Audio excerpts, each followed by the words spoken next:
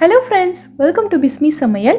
இன்றைக்கி நம்மளோட வீடியோவில் பெண்களுக்கு டெய்லி தேவைப்படுற கிச்சன் டிப்ஸ் தான் பார்க்க போகிறோம். இந்த டிப்ஸ் எல்லாத்தையும் நீங்கள் தெரிஞ்சு வச்சுக்கிட்டிங்கன்னா நம்மளோட டெய்லி வேலைகள் எந்த சிரமமும் இல்லாமல் ரொம்ப ஈஸியாக முடிஞ்சிடும். என்னென்ன டிப்ஸுங்கிறத நம்ம இப்போ பார்க்கலாம்.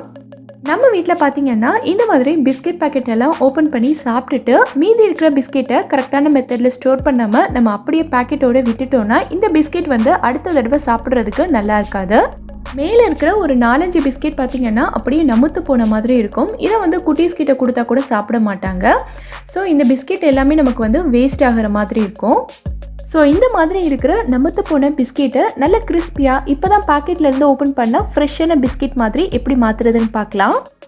நம்ம வீட்டில் குழம்பு பால் ஏதாவது இந்த மாதிரி பாத்திரத்தில் நல்ல சூடாக காய்ச்சி வச்சுருப்போம். ஸோ இதோட மூடியும் பார்த்திங்கன்னா நல்ல சூடாக இருக்கும். இந்த மூடி மேலே நமுத்து போன பிஸ்கெட் எல்லாத்தையும் வச்சிடலாம். பிஸ்கெட் லைட்டாக சூடானதுக்கப்புறமா நம்ம இன்னொரு பக்கமும் திருப்பி விட்டுறலாம். இந்த சூடெல்லாம் ஆறுனதுக்கப்புறமா பார்த்திங்கன்னா பிஸ்கெட் நல்லா கிறிஸ்பியாக வந்துடும். இப்போ தான் நம்ம பாக்கெட்லேருந்து ஓப்பன் பண்ண நல்ல ஃப்ரெஷ்ஷான பிஸ்கெட் மாதிரியே இருக்கும்.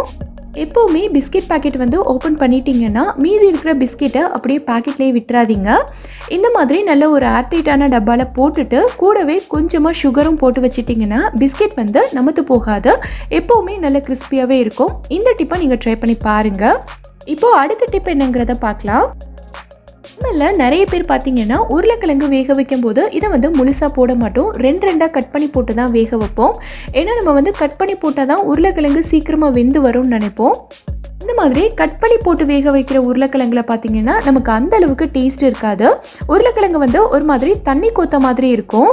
ஸோ எப்போவுமே உருளைக்கிழங்கு இந்த மாதிரி முழுசாகவே போட்டு வேக வைங்க. இந்த உருளைக்கிழங்கு சீக்கிரமாக வெந்து வர்றதுக்காக கூடவே நம்ம கொஞ்சமாக உப்பும் சேர்த்துக்கலாம். இந்த மாதிரி உப்பு சேர்த்து வேக வைக்கும்போது பார்த்திங்கன்னா இந்த உருளைக்கிழங்குல நமக்கு வெடிப்பு வராது. ஸோ இதோட தோலும் நமக்கு ஈஸியாக உரிக்க வரும். இப்போது இதை நான் வேக வச்சு எடுத்துட்டேன். ஆனாலும் கிழங்கு கொஞ்சம் சூடாக தான் இருக்குது. இதை நான் உரித்து காட்டுறேன் பாருங்கள். இப்போ நான் இதை உரித்து காட்டுறேன் பாருங்கள் எவ்வளோ ஈஸியாக உரிக்க வருதுன்னு.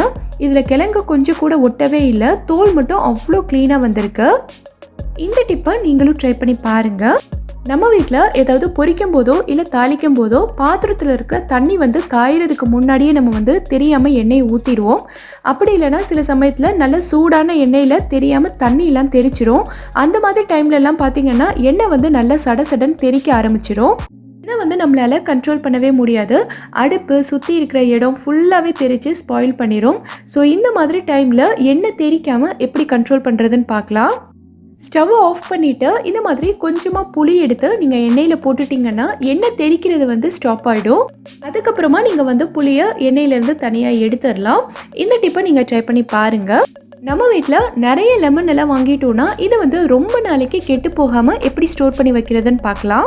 லெமன் ஸ்டோர் பண்ணி வைக்கிறதுக்கு நமக்கு நிறைய மெத்தட் இருக்குது. அதுலேருந்து ஒரு மெத்தட் நான் இன்றைக்கி சொல்கிறேன். லெமனை நம்ம அப்படியே ஃப்ரிட்ஜில் போட்டு வச்சுட்டோன்னா இதோட தோல் நல்லா காஞ்சு ஒரு மாதிரி சுருங்கி போயிடும்.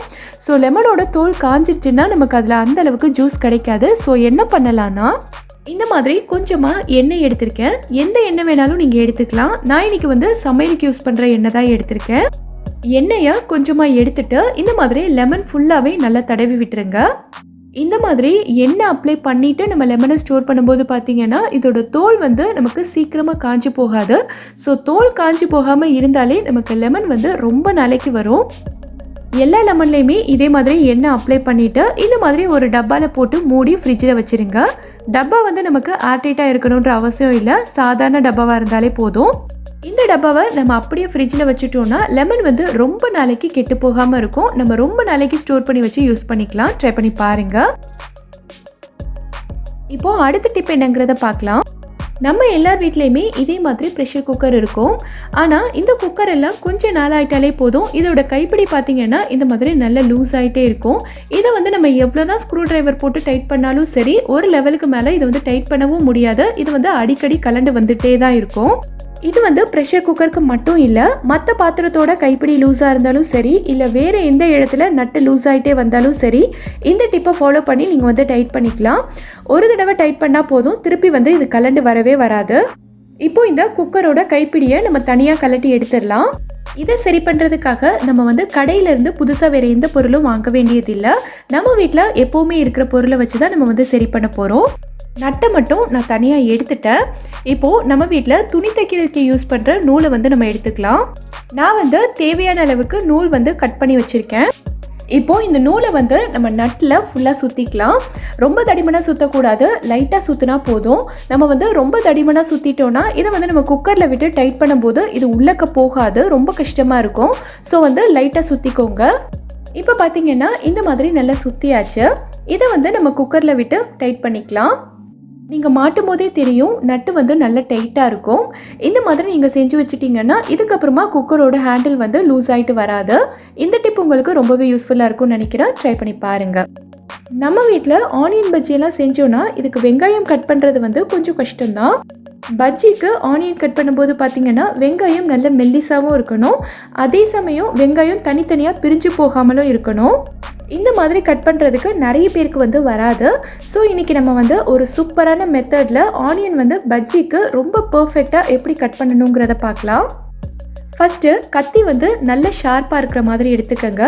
கத்தி நல்ல ஷார்ப்பாக இருந்தால் தான் நம்ம வெங்காயத்தை வந்து நல்ல மெல்லிஸாக கட் பண்ண முடியும். அடுத்தது பார்த்திங்கன்னா வெங்காயத்தோட தோலை உரிக்க வேண்டாம். வெங்காயத்தோட தோலை உரிக்காமல் அப்படியே வச்சுட்டு நம்ம வந்து கட் பண்ணலாம். இந்த மாதிரி வெங்காயத்தை நம்ம தோலோடே வச்சுட்டு கட் பண்ணும்போது வெங்காயம் வந்து நமக்கு தனித்தனியாக பிரியாது.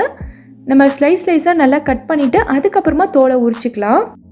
பாருங்கள் எவ்வளோ மெல்லிஸான ஸ்லைஸாக வந்திருக்குன்னு.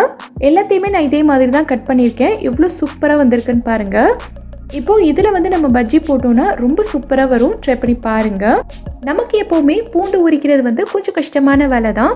அதுலேயும் ரொம்ப குட்டி குட்டி பூண்டாக இருந்ததுன்னா அதை உரிக்கிறது ரொம்பவே கஷ்டம். பூண்டோட தோலை ஈஸியாக உரிக்கிறதுக்கு நிறைய மெத்தட் இருக்குது. இதுக்கு முன்னாடி உள்ள வீடியோவில் நான் ஈஸியாக பூண்டோட தோலை எப்படி உரிக்கிறதுன்னு சொல்லியிருந்தேன். இப்போ நான் சொல்லக்கூடியது வந்து இன்னொரு மெத்தட். இந்த மெத்தட் வந்து உங்களுக்கு ஈஸியாக இருக்கும், அதை நீங்கள் ஃபாலோ பண்ணிக்கலாம். இப்போது இந்த பூண்டு பல்ல இருக்க இந்த முனையை மட்டும் நம்ம லைட்டாக கட் பண்ணிக்கலாம். இப்போ பார்த்திங்கன்னா எல்லாத்தையும் கட் பண்ணியாச்சு. இங்கே ஒரு பவுலில் நான் வந்து கொஞ்சமாக தண்ணி எடுத்திருக்கேன். இந்த தண்ணியில் நம்ம கட் பண்ணி வச்சுருக்க பூண்டை ஃபுல்லாக போட்டுடலாம். இதை வந்து ஒரு 10 நிமிஷத்துக்கு அப்படியே ஊற விட்டுருங்க. இது வந்து ஒரு 10 நிமிஷம் நல்லா ஊறிடுச்சு. இப்போ இதை வந்து நம்ம உரிக்கலாம். நம்ம கட் பண்ண தலைப்பகுதியிலேருந்து லைட்டாக உரிச்சு விட்டிங்கனாலே போதும். இந்த தோல் ஃபுல்லாகவே ரொம்ப ஈஸியாக கலண்டு வந்துடும். நான் உரிச்சு காட்டுறேன் பாருங்கள் எவ்வளோ ஈஸியாக வருதுன்னு. இதே மெத்தடில் நீங்கள் எவ்வளோ பூண்டு வேணாலும் உரிக்கலாம். நமக்கு ரொம்ப ஈஸியாக வேலை முடிஞ்சிடும். நீங்களும் ட்ரை பண்ணி பாருங்கள். இப்போது அடுத்த டிப் என்னங்கிறத பார்க்கலாம். நம்ம எப்போவுமே நெகம் வெட்டும்போது பார்த்திங்கன்னா பெரியவங்களுக்காக இருந்தாலும் சரி, சின்ன பிள்ளைங்களுக்காக இருந்தாலும் சரி, நெகம் வெட்டும்போது நம்ம எவ்வளோ தான் ஸ்லோவாக வெட்டினாலும் சரி அந்த நெகம் வந்து எல்லா பக்கமும் தெரிக்கும். ஸோ கீழே ஃபுல்லாக நெகம் சிந்தி கிடக்கும். அதை வந்து நம்ம மறுபடியும் க்ளீன் பண்ணிகிட்டு இருக்கணும். ஸோ இந்த மாதிரி நெகம் வந்து எல்லா பக்கமும் தெரிச்சு விழாமல் நெயில் கட்டருக்கு உள்ளேயே இருக்கிறதுக்கு ஒரு சூப்பரான ஐடியா இருக்குது. உங்கள் வீட்டில் இந்த மாதிரி செல்லோ டேப் இருக்கும்ல, இதை எடுத்துக்கோங்க. இதில் வந்து நம்ம கொஞ்சமாக கட் பண்ணிக்கலாம். இப்போது இந்த செல்லோ டேப்பை நெயில் கட்டரோட இந்த இடத்துல நல்லா ஒட்டிடுங்க. நெயில் கட்டரோட எல்லா கேப்புமே நல்லா மூடி இருக்கணும், அந்தளவுக்கு ஒட்டிக்கோங்க. ஸோ இப்போ வந்து நம்ம நெயில் கட் பண்ணோன்னா நெகம் வந்து வெளியில் தெரிக்காது, எல்லாமே இந்த நெயில் கட்டருக்குள்ளேயே தான் இருக்கும். நெயில் கட் பண்ணி முடிச்சதுக்கப்புறமா நம்ம வந்து இந்த செல்லோ டேப்பை மட்டும் எடுத்து டஸ்ட்பினில் போட்டால் போதும். நம்ம வேலை வந்து ஈஸியாக முடிஞ்சிடும். ட்ரை பண்ணி பாருங்கள். இந்த வீடியோவில் நான் சொல்லியிருக்க எல்லா டிப்ஸுமே உங்களுக்கு ரொம்பவே யூஸ்ஃபுல்லாக இருக்கும்னு நினைக்கிறேன். எந்த டிப் உங்களுக்கு ரொம்ப யூஸ்ஃபுல்லாக இருந்ததுங்கிறத கீழே இருக்க கமெண்ட்டில் எனக்கு சொல்லுங்கள். இந்த வீடியோ பிடிச்சிருந்தா லைக் பண்ணுங்கள். உங்கள் ஃப்ரெண்ட்ஸ், உங்கள் ஃபேமிலி மெம்பர்ஸ் கூட இந்த வீடியோவை ஷேர் பண்ணுங்கள். மறக்காமல் நம்ம பிஸ்மி சமையலுக்கு சப்ஸ்கிரைப் பண்ணிவிட்டு பக்கத்தில் இருக்கக்கூடிய பெல் ஐக்கானையும் கிளிக் பண்ணி அதில் ஆல் ஆப்ஷனையும் செலக்ட் பண்ணுங்கள். தேங்க்யூ.